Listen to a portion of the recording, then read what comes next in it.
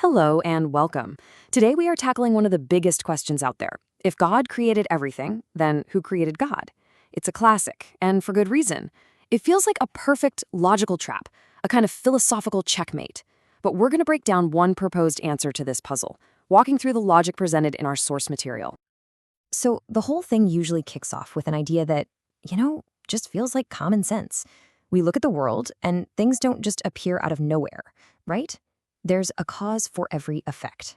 So if everything needs a cause, Then the next logical step, of course, is to ask, what caused the first cause? And that's really the core of it, isn't it? It's such a powerful question because it takes the rules of the universe and applies them right back to the one who supposedly created it.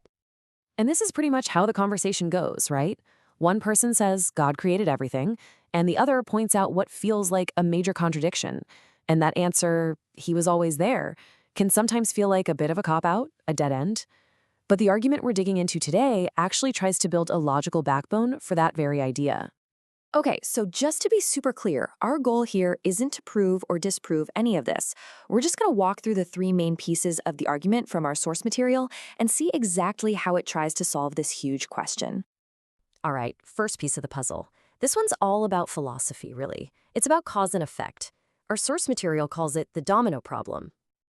Now, pay close attention to the wording here because it's absolutely crucial. The argument really hinges on this very specific definition. It's not that everything has a cause, but that everything that begins to exist has a cause. That little phrase, that's the key to this entire argument. So to make this idea a little less, floaty and abstract, the source uses a great example, a simple pencil. It didn't just pop into existence. Its existence is the final step in a long chain of events, or causes. People gathering wood and graphite, a factory making it, a truck shipping it, and so on. And that's where this really powerful metaphor comes in. You can think of each cause triggering the next effect, just like a line of dominoes. The pencil showing up in the classroom is just the last domino to fall in a very, very long line. This leads to a really wild thought experiment. What if there was no first domino? What if that chain of cause and effect just goes backward forever and ever? This idea has a name in philosophy. It's called an infinite regress. And here's where you can see the problem with that idea. If our existence, the final domino, depends on a creator who was created by another creator, who was created by another, and it just goes on forever, well, how could the whole thing have ever gotten started in the first place? So the bottom line of this first argument is this. The very fact that we are here right now implies that the chain of causes can't be infinite. There just had to be a first domino, something that could start the whole chain reaction without needing a push itself, an uncaused cause. Okay, so that's the philosophy part. Now part two of this argument shifts gears a bit. We're moving away from pure logic and into claims about the actual universe, drawing from the field of cosmology. And the main claim here is pretty simple. If we need a first domino, the next question is, what is it? The source says, well, it can't be the universe itself. And why not? Because it argues the universe isn't eternal. It had a beginning. The source material points to two main ideas to back this up. First, the fact that the universe is expanding. If you hit rewind on that, everything collapses back down to one single point in the past. And second, there's this idea that the universe has a finite amount of usable energy, and it's constantly running down. The fuel tank analogy they use is actually a really clever way to picture this. Think about it.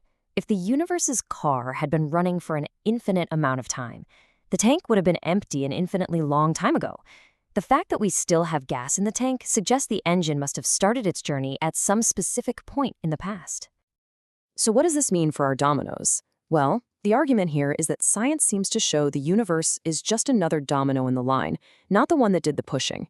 Since it had a beginning, something else must have caused it.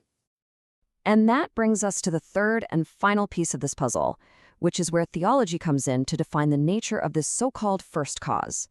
To do this, the source looks at biblical scripture, specifically a passage like this one from Psalm 90.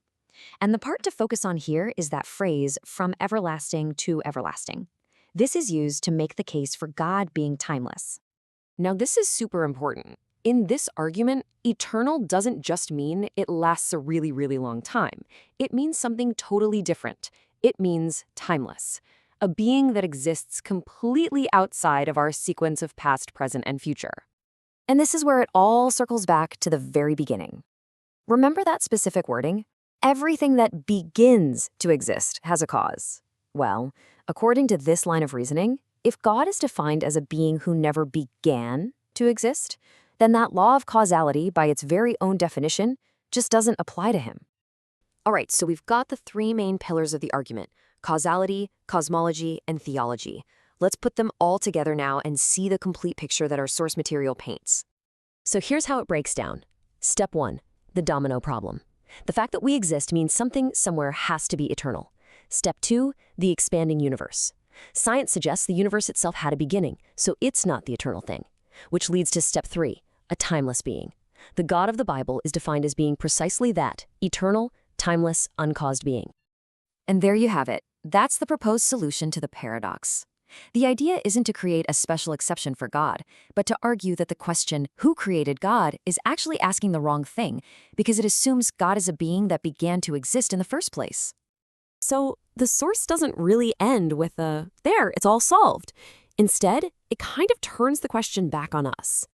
If something has to be eternal for anything at all to exist, whether it's a timeless creator, the universe itself, or something else entirely, the challenge is to think about what that eternal thing could be and why. It's a massive question to chew on. Thanks for digging into it with us today.